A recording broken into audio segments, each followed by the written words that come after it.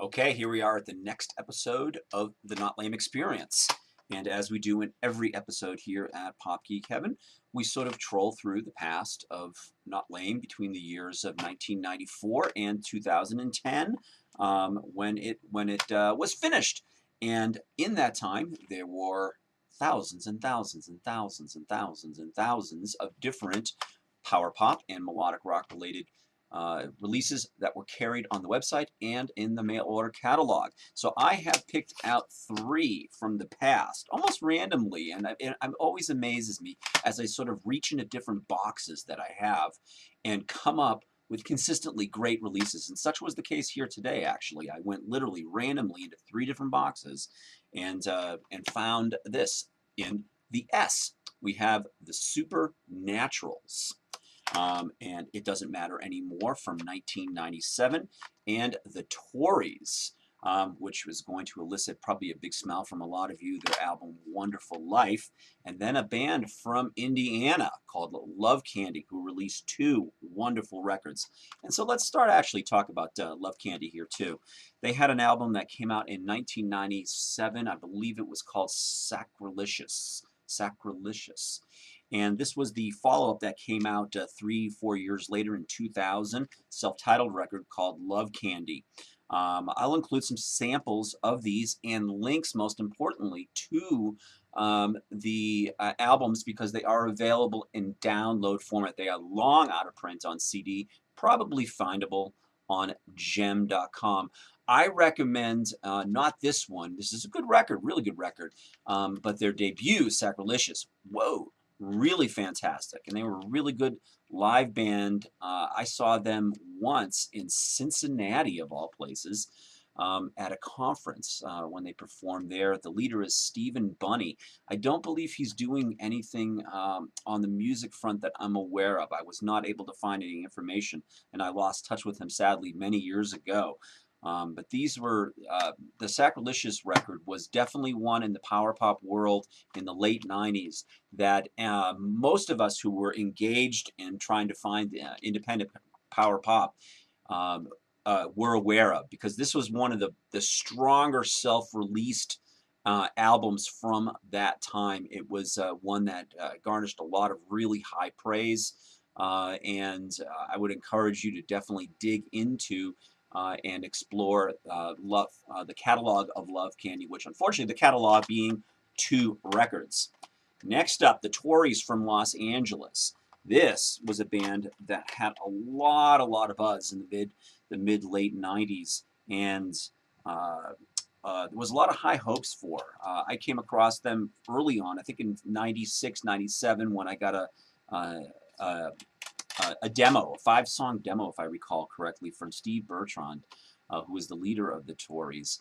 And wow, of course it was on cassette. Those were the days. And it was like, this band is going to go places.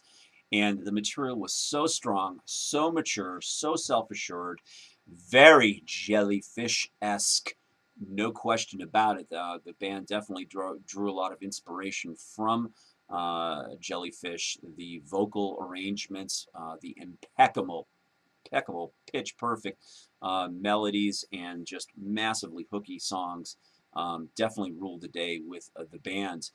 They did not get a major label deal, unfortunately.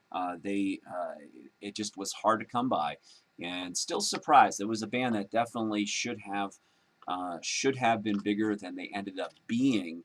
But in our sort of limited small power pop world, the Tories definitely made their mark and are a band that I would consider one of the more important and semi-influential bands from the 90s, certainly. And it is certainly a band that gets pulled off the shelf. If this is you are not familiar with the Tories, this is where to begin, right here with A Wonderful Life. This is very findable in the used areas on Amazon and also GEMM.com as well.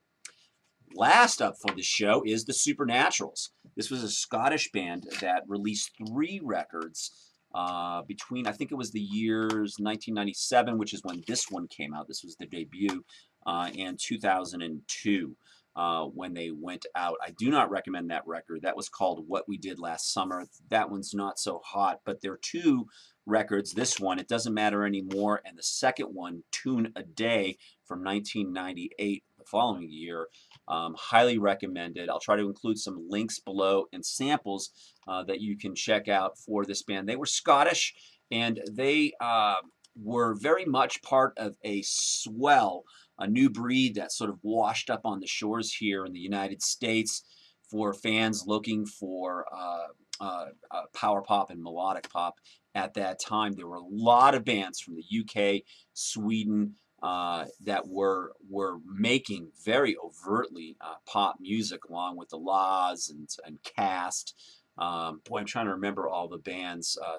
There were so many Swedish bands. We're going to do lots of special shows here at Pop Geek Heaven, focusing in on the Swedish power pop scene. So that's coming up here soon. But the Supernaturals was so expensive. The imports, even with the strong dollar then, were selling on the Not Lame mail order and on the website in the neighborhood of $25 to $32, $33. They were very expensive to come by. And but I used to get great feedback from the people that bought this record, saying, "Wow, worth every dollar." You don't hear that too often when you're dropping $28, $30 on an import. Such was the case with this one. I got a lot of great feedback, and hopefully when you listen to the sound bites below, you'll see why. Well worth tracking down, very findable. Because it was on a Parlophone label, their Food imprint. The Food label in the UK released a lot of really good pop-oriented releases in the 90s. So anyway, that will do it for this episode of the Not Lame Experience, and I hope you enjoy finding out a little bit more about these records, and look forward to seeing you on the next episode here at Pop Geek Heaven. Take care.